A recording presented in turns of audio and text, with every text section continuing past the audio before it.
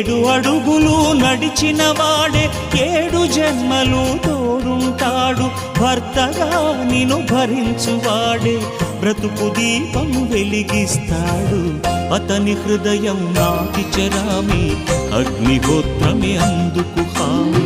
అతని హృదయం నాటి చరామి అగ్నిహోత్రమే అందుకు హామి.